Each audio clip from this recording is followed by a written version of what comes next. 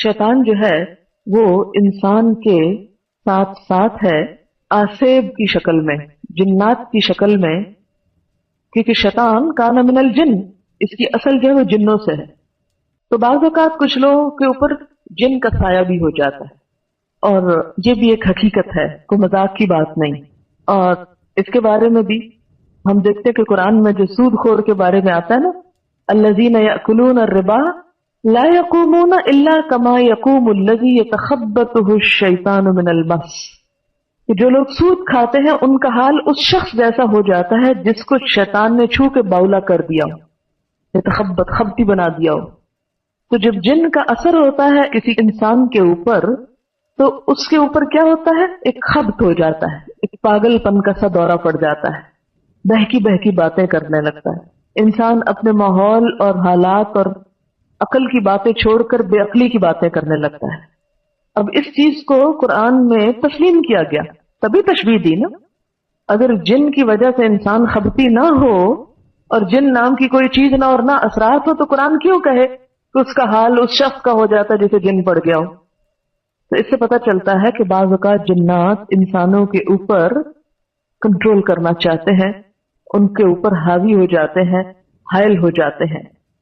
और वैसे भी नबी सल्लल्लाहु अलैहि वसल्लम ने फरमाया है कि शैतान इंसान के जिस्म में खून की तरह दौड़ रहा है, आता है जाता है, घूमता है फिरता है, और दिल तक पहुंचता है, वसवसे डालता है, फिर भाग निकलता है।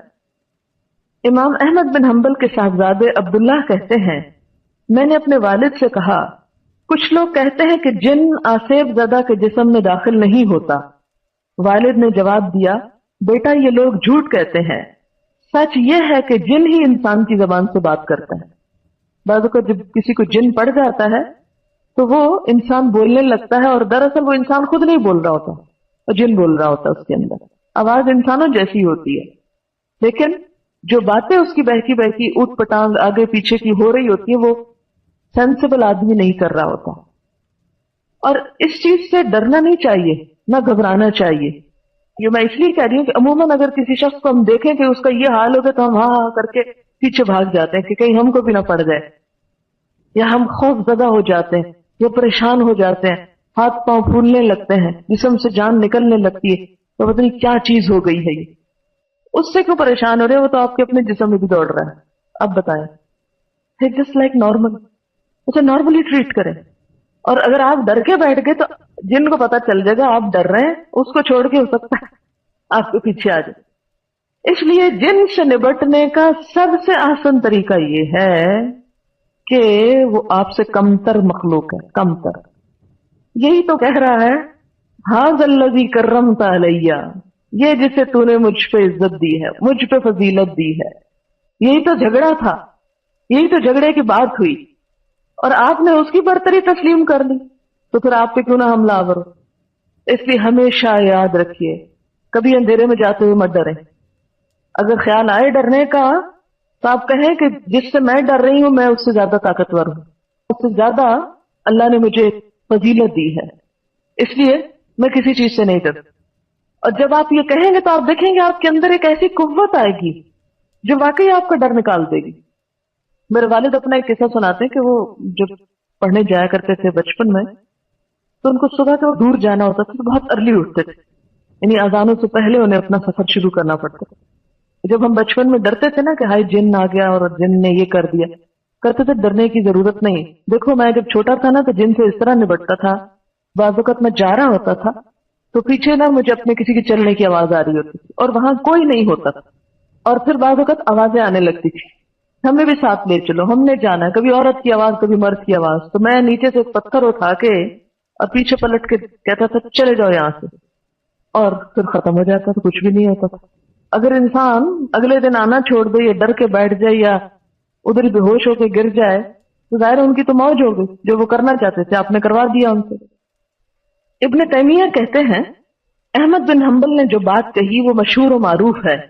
जिन इंसान पर सवार होता है और इंसान ऐसी जबान में बात करने लगता है जो समझ में नहीं आती, इसके जिस्म पर इतनी मार पड़ती है कि अगर किसी ऊंट को मारा जाए तो उसके बदन पर निशान पड़ जाए, इसके बावजूद उस शख्स को पिटाई का एहसास नहीं होता, न उस गुफ्तगू का जो उसने अपनी जबान से की। वो कहता मैंने तो ये बात नहीं की, आप मुझे क्यों ये बात कह रहे हैं।